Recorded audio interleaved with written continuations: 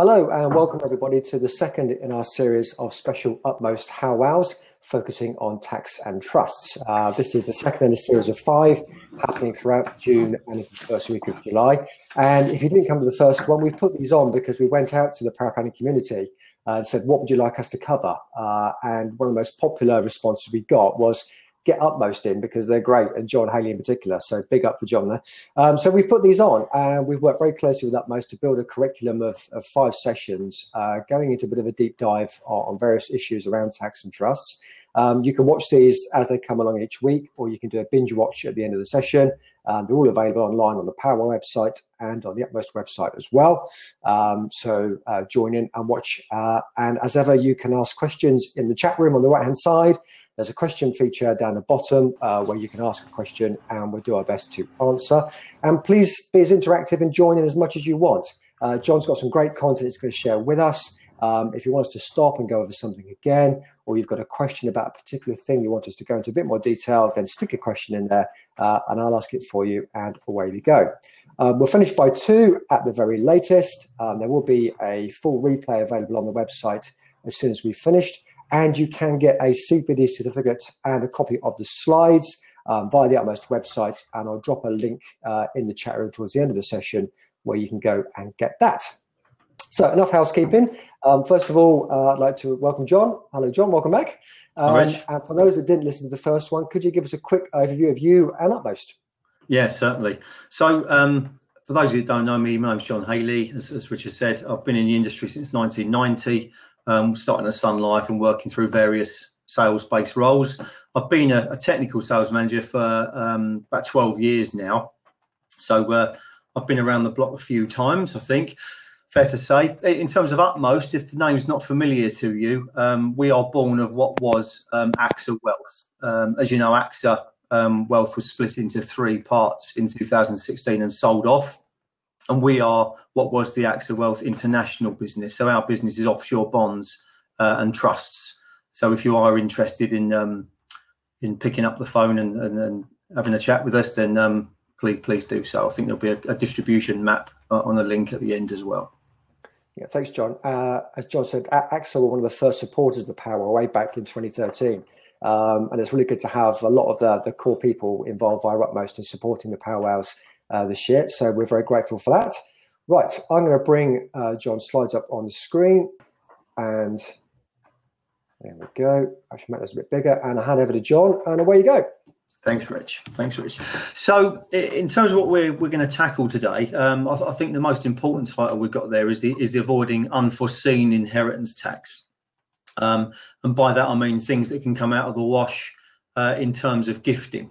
Either on the donee or on trusts themselves. So we're going to tackle chargeable transfers, have a look at trusts, discretionary trusts in particular, think about those, think about the impact, more importantly, on periodic charges. That's the central piece of what we're thinking about today. So we're going to delve into periodics and then think about the periphery and the things that can impact them in the time we've got. Now, you'll be aware that inheritance tax has been on the up. It's a graph taken from a recent revenue document. And on the right, the biggest bar there is over £5 billion. That's the most inheritance tax has ever been since 1986 when it was introduced. So it's becoming more and more and more topical. The red line is GDP, and inheritance tax as a tax it's in itself and a tax take is relatively small in the melting pot. But it really stings for the people that are caught by it and pay it.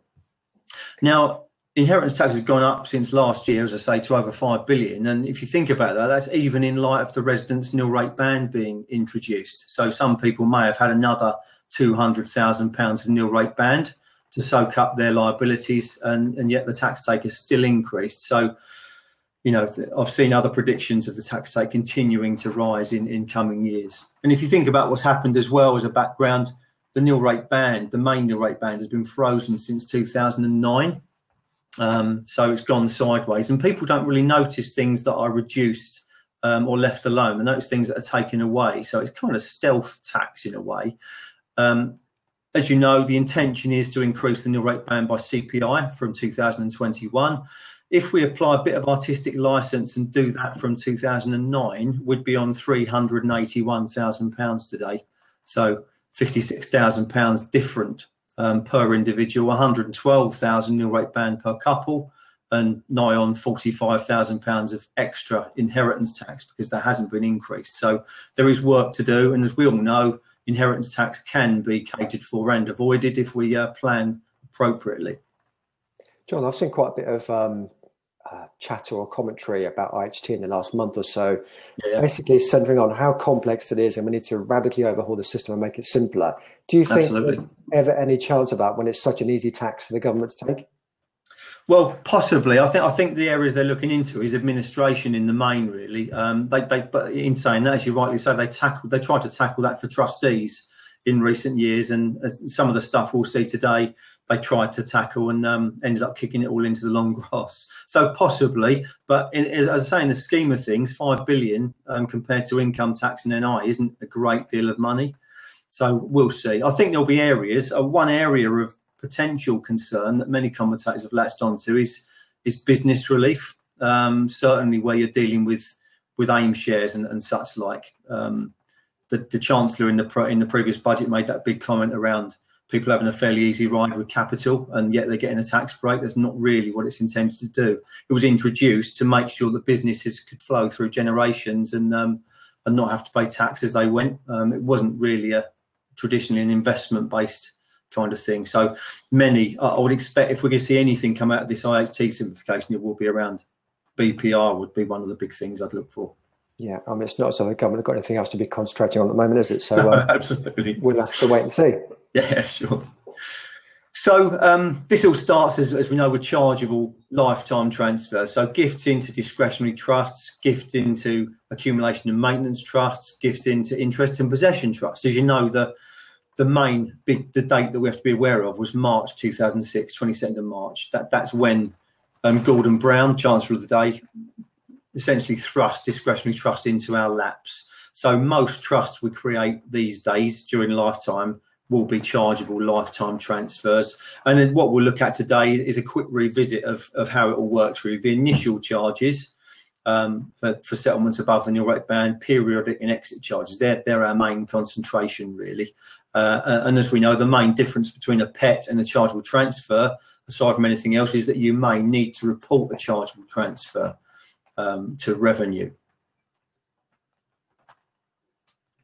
So we've got a couple of different measurements here. The first one is where cash, as you can see, cash and quoted stocks and shares are put into trust. And this is really the main one we concentrate on, i.e. as long as the person settling the trust hasn't gifted more than £325,000 as a chargeable transfer in the last 7 years, then they won't have a tax charge on the way in. They're away, they've spent their nil rate band.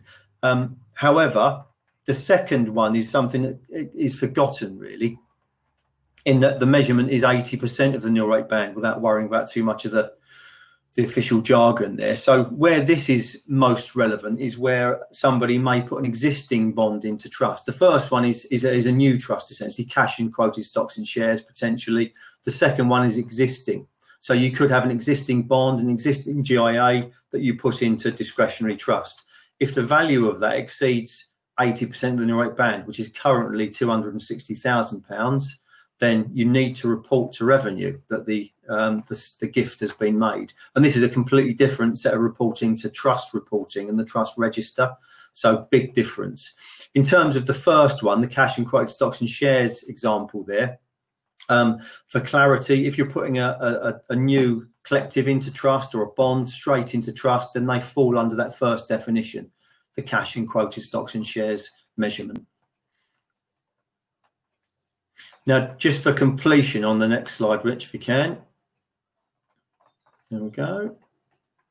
You clicking through? That's it. Just for completion, not really the focus of today necessarily, but if we do have somebody who settles more than their available nil rate band into discretionary trust, how does the tax charge work? I think this is very squarely exam question territory. I haven't really come across this in my career, people knowingly doing this, paying in more than 325. However, if you're dealing with somebody who's particularly wealthy, you could try and sell them a 20% tax saving. They pay 20% on the excess above the nil rate band. They could save 20% ultimately if they survive 7 years. But here we go. So Charles puts 411,000 into discretionary trust. If we're right into exam territory and the mindset, we can knock off the last 2 years £3,000 annual exemptions, as we know, the gift allowance. If we use all of this year, we can pick up last year's as well if we didn't use it. So the actual chargeable transfer is 405, as you can see. Knock off the nil rate band if you haven't done any other gifting, and that's £80,000 exposed to a tax charge there. And as you know, there are officially 3 rates of inheritance tax. The lifetime rate is 20%. So £16,000 is paid. And everything we're going to talk about today in terms of this IHT is a liability on the trustees themselves when we're talking about the trust. So if this happened, the trustees would have to pay £16,000 tax 6 months after the month in which it happened. So they would need trust funds to do that. Charles could put up his hand and actually say, I'll pay the tax. But as you know, IHT is driven by the loss to the actual estate. So revenue kindly say, you've paid some money out of your estate, that's a loss. If you're going to pay the tax as well, we see that as a loss to your estate and we'll tax you on your tax. So the long and short of it is, if the settlor pays that tax charge, there's an effective 25% charge for settlement into the trust. And if the settlor does pay the tax, he's totally responsible for paying all the IHT then, isn't he? Both the original IHT and the IHT on the IHT.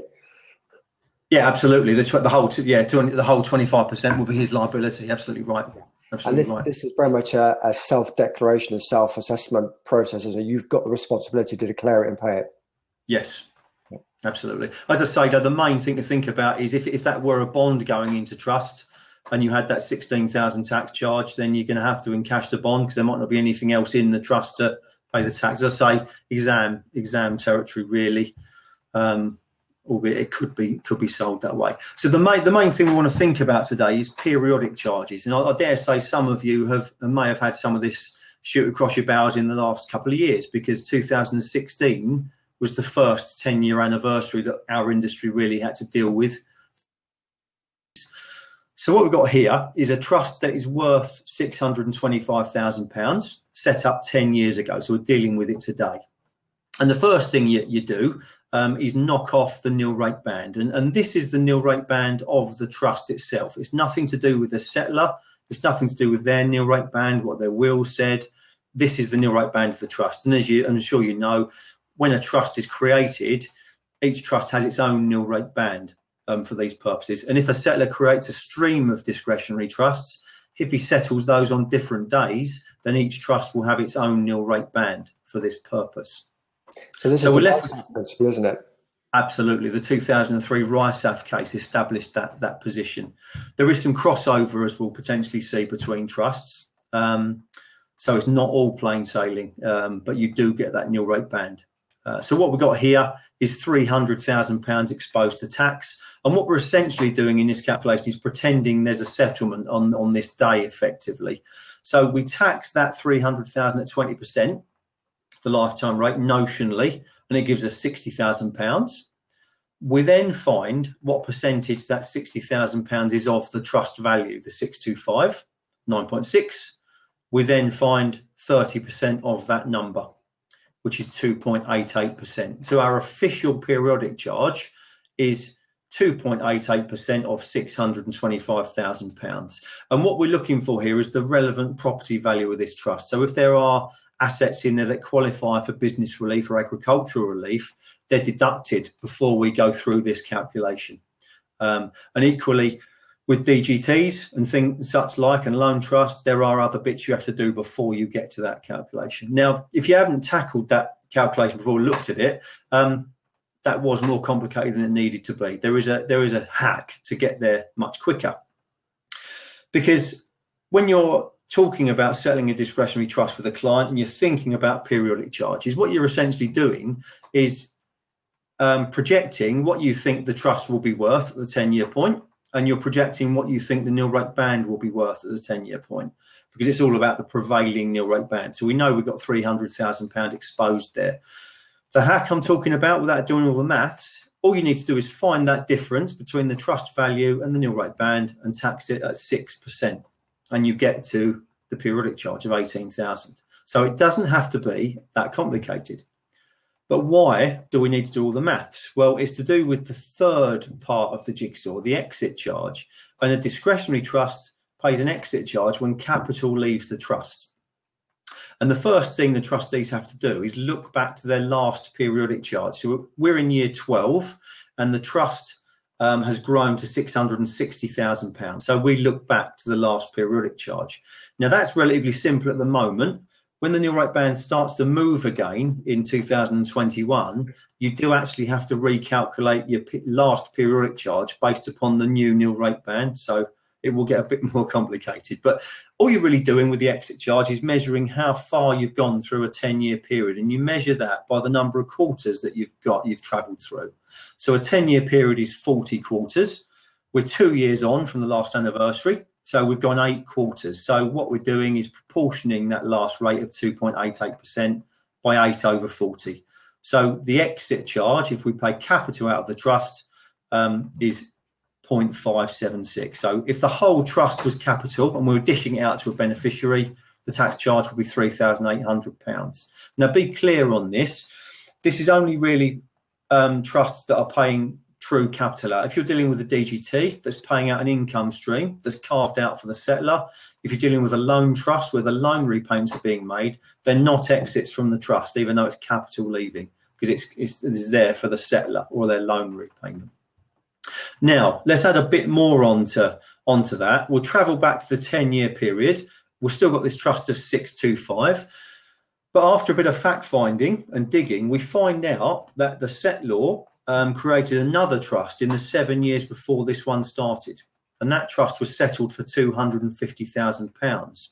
And that creates a bit more baggage for the trustees. So because what that means is this trust, the second trust, if you like, is effectively worth £875,000 for periodic charge purposes. And we go through the maths just like we did before, but this time we're doing 875 less 325. So you can skip down the bottom there, Rich, that's great. So this time, rather than £18,000 periodic charge, we have a £33,000 charge. So as I said, you can get a nil rate band per trust if you set up a stream of trusts on different days, but they do have a relationship. And all the time you're looking back to the 7 years before the trust started to see what went on in that period. So you would have an inflated periodic charge in that case. So that was a bit of a foundation, a bit of a refresher, I suppose. And now let's try and apply some of this to the order of gifts. And by that, I mean, you may have clients who are fairly sophisticated, fairly wealthy, and a straight gift trust or a straight DGT or a loan trust doesn't do the job in and of itself. And what you might need to do is bundle some of these things together in different proportions to suit their needs in terms of access, capital, effect on their inheritance tax liability, and so on, really. So we've got a client, I think, called Brian, from memory. Yeah, Brian, he's got £600,000 to spend. He wants flexibility over beneficiaries. He wants immediate access if he needs it. So a loan trust fits there because we know we can call our loan back in on demand. So 200,000 goes there. He wants to give away £200,000, happy with that, but he wants the potential of the 5% in the future. And obviously with a DGT, that would start from outset. So a DGT fits there. The final £200,000, he's happy to put that into trust with no strings attached. So we've got just a straight gift trust. So that's spent the £600,000.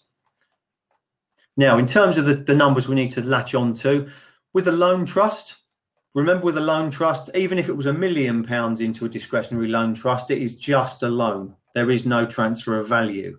So there's no CLT on the loan trust.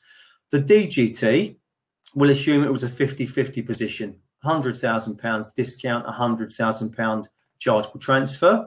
And then finally, the discretionary trust, the straight gift trust, was a full fat discretionary trust. So £200,000 settlement. John, I had a question come in by email before we started today around nil discount discounted gift trusts. Are they still a thing? Do they still work, and why would you use them? Yeah, so the position's changed there. They were possible. Our position at Utmost now is you can't basically have one. However, if you are rated above 90, I think you can be rated up to, I may need to be corrected on this by one of the RSMs if they're online. I think you can be rated up to 95 and have a nil discount DGT. And I think if you can get away with a nil discount DGT, if they're declined, it is still worthwhile, because I always position DGTs as useful. But the discount for me is the icing on the cake. That's not necessarily the reason you're doing it. The biggest sort of win with the DGT is the fact you're getting money into trust.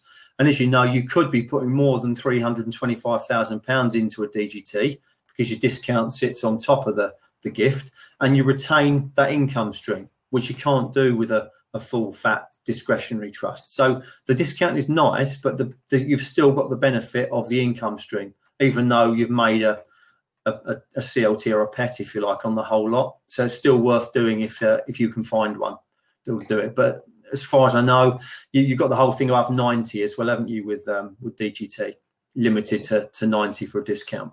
They're effectively a way of getting an income stream coming in, and effectively doing a retained interest trust, but without the IHT baggage that came with it after 7 years, wasn't it? Absolutely. I've just seen on the comments there, Amy Thompson, one of our guys, just confirmed the max age for us is 94. If you were declined a discount, you could still have a nil discount DGT up to 94. So in terms of our settlement here, in terms of our trust, we're going to assume each trust gets to £400,000 at the 10-year anniversary. The loan trust, as you know, when we work out a periodic charge on a loan trust, we can knock off the outstanding loan at the 10-year point. No loan repayment's been made, so the loan trust is worth 200 at that point for the relevant property value.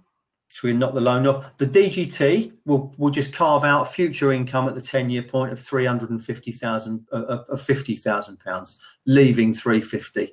And I should add, really, with DGTs, periodic charges are a bit more. There's a bit more to them than that. And I'd stress, if you want to look at more of that, then please look at our technical sales briefing on periodic charges, because there's other things you can take off before you get to the taxable amount.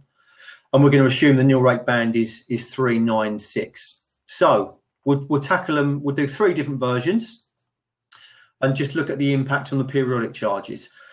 So on the first version, we'll do the full fat discretionary trust first, then the DGT, then the loan trust. So the first one, if you can click once there for me, Rich. The first one, the gift trust, is worth 400. We've got a nil rate band of 396. So we've got £4,000 taxable at 6%. The DGT comes in the days afterwards, if we created them the day afterwards, and we're looking back 7 years. So the DGT relevant property value is 350, but we look back in the 7 years before, and it was actually the day before, potentially, we got the 200,000 settlement into the full fat discretionary trust. So we're effectively dealing with 550 of value. So we end up with a $9,000 periodic charge there.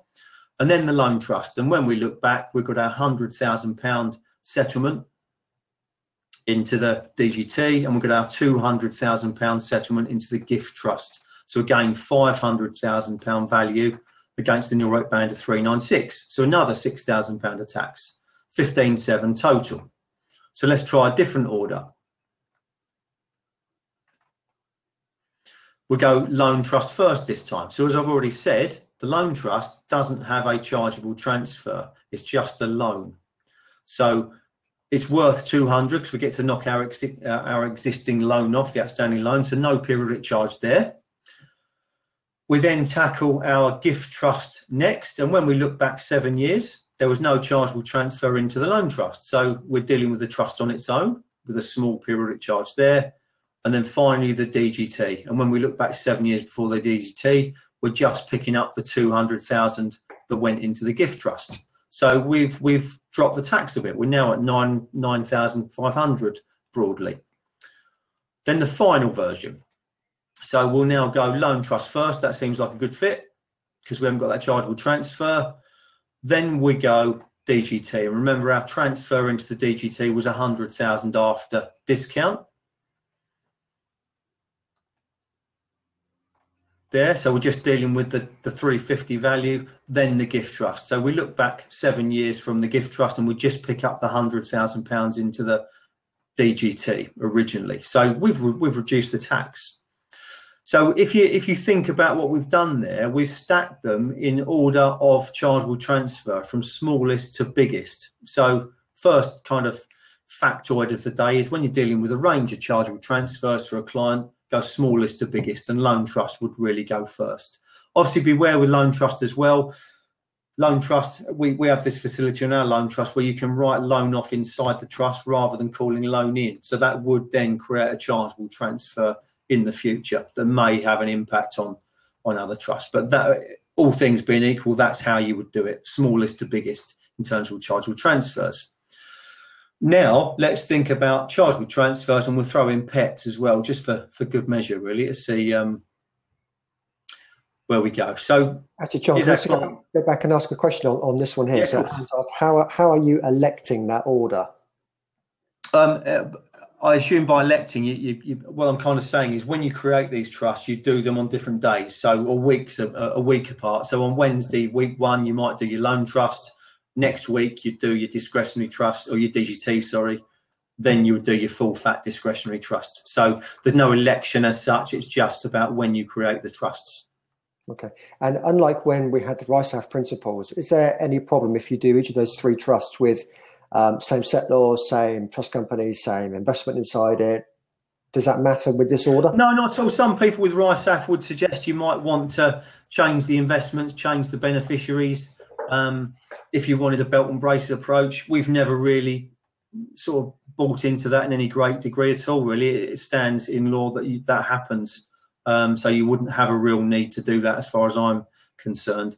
I should add, really, with RISAF, Loan Trust works brilliantly with RISAF, because whereas before we've had that relationship between each of the previous trusts and the chargeable transfer that was paid in, if you think about, say, 5 loan trusts in isolation for the same client set up on different days, they don't interact with each other because there is no chargeable transfer into the earlier one. So with loan trust, you could be structuring it in such a way that you just wouldn't have periodic charges.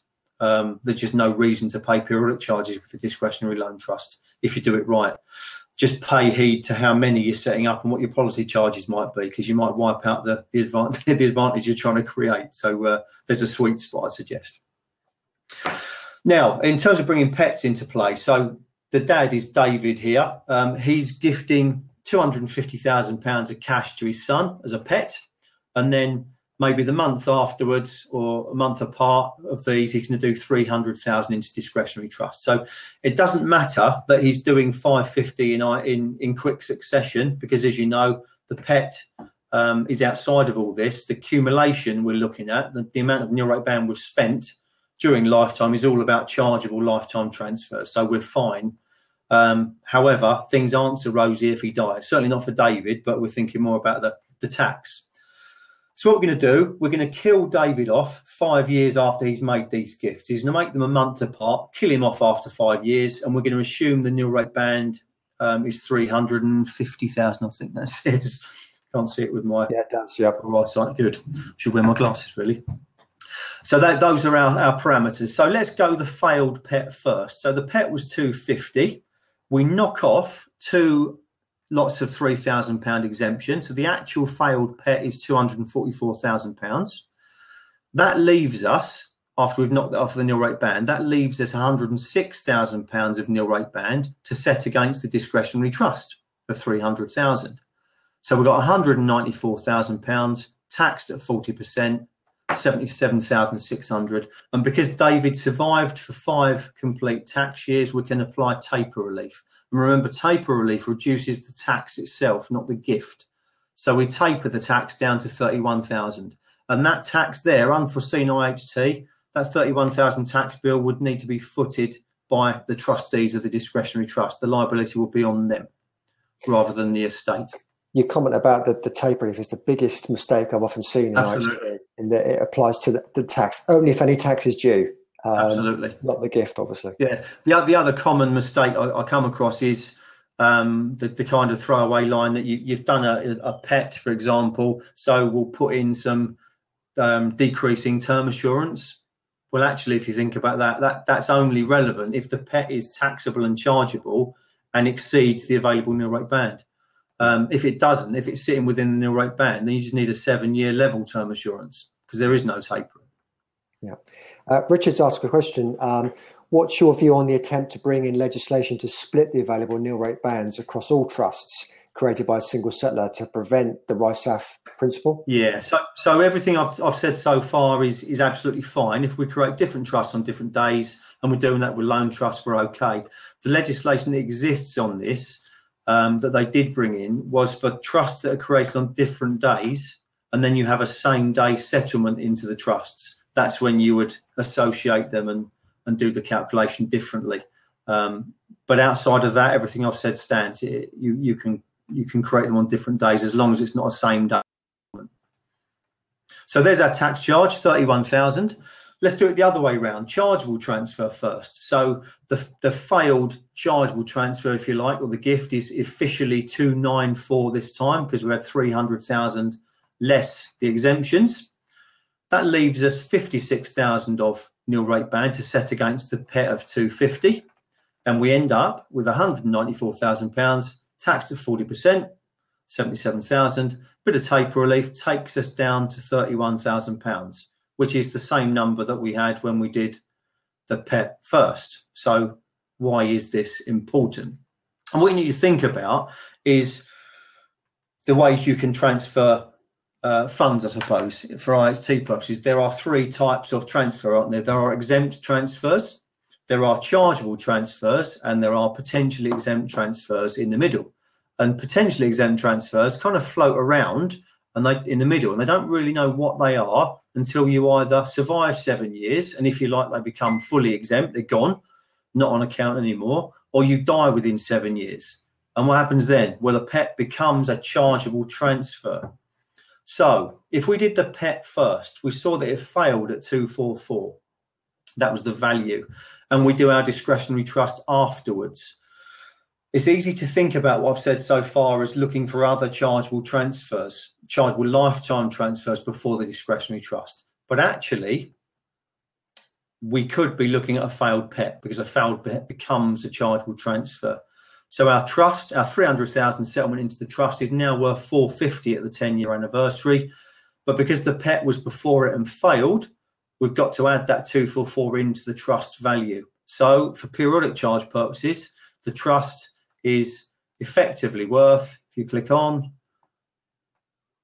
£694,000.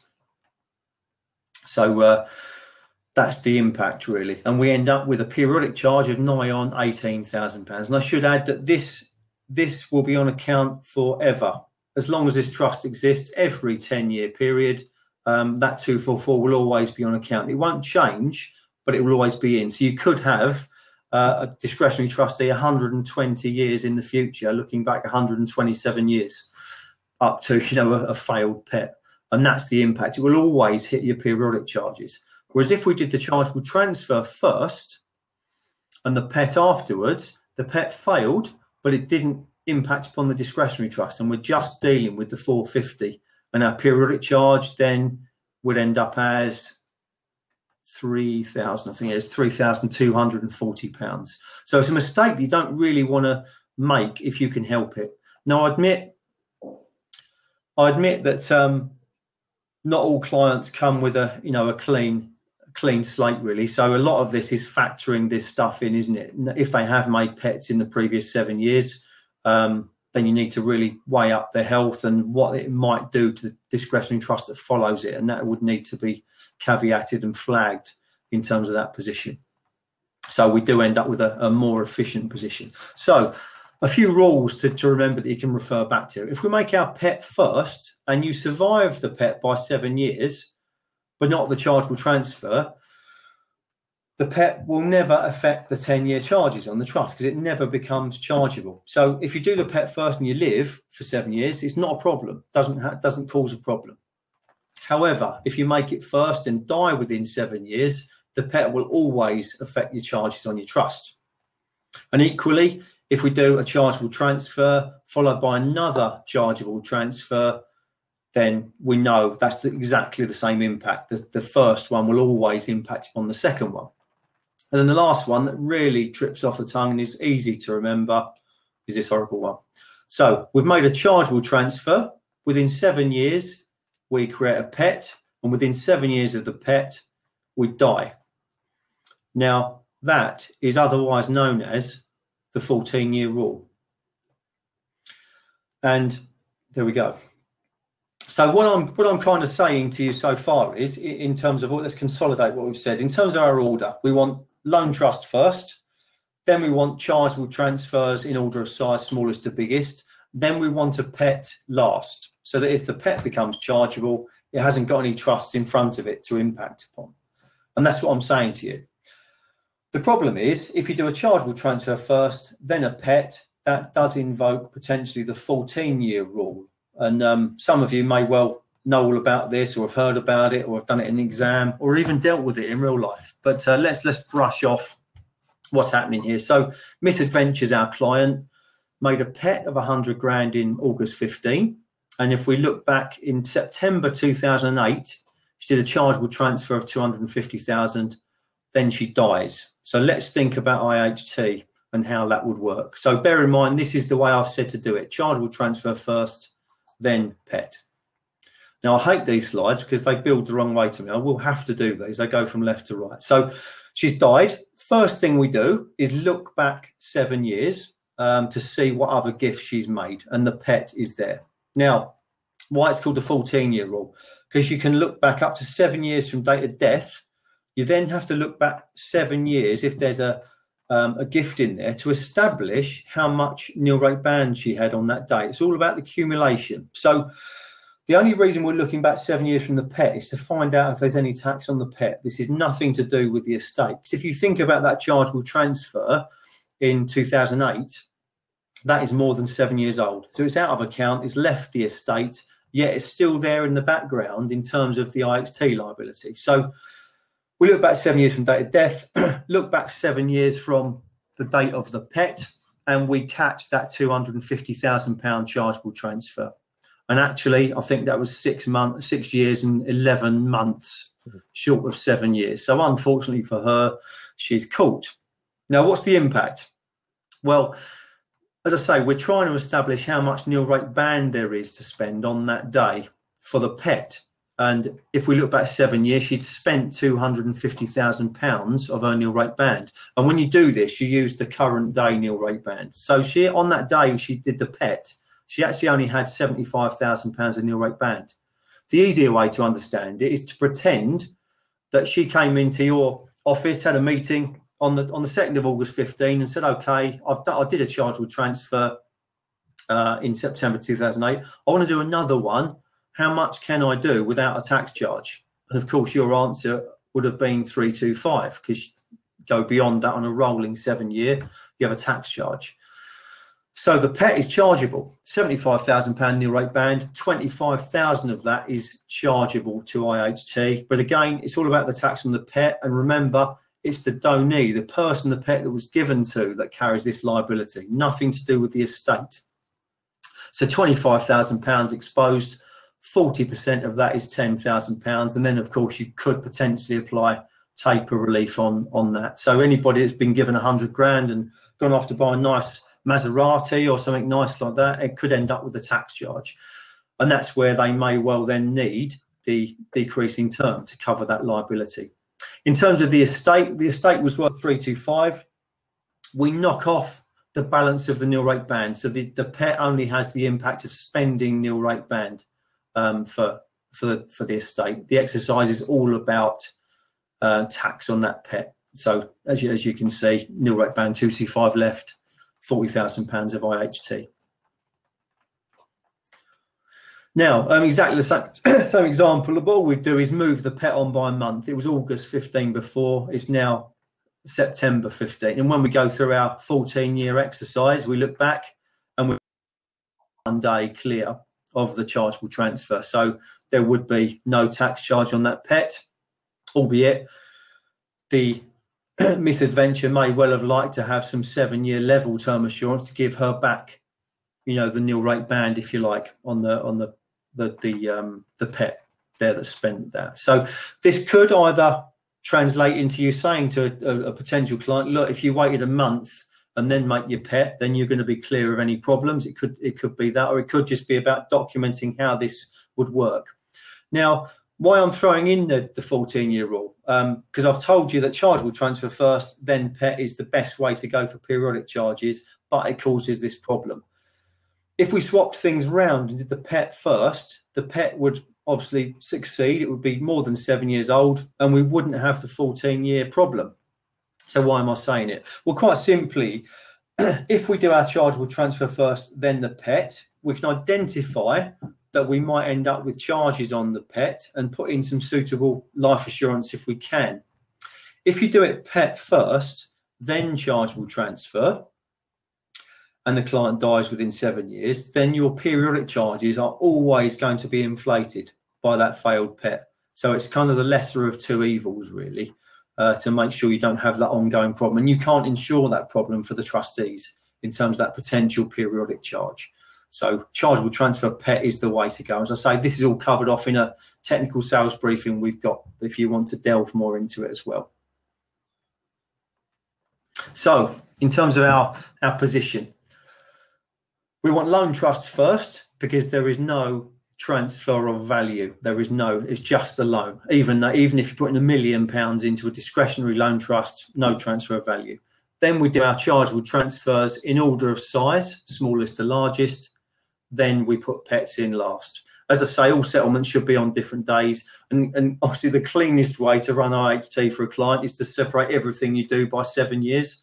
But the world can't work that simply, and clients are more demanding and need solutions, really. So you do need to factor this in. It's either getting it right with a client with a clean slate, or factoring it in for a client who's got history and working out when it might be best to do things. And as I say, all on set different days is the way to go.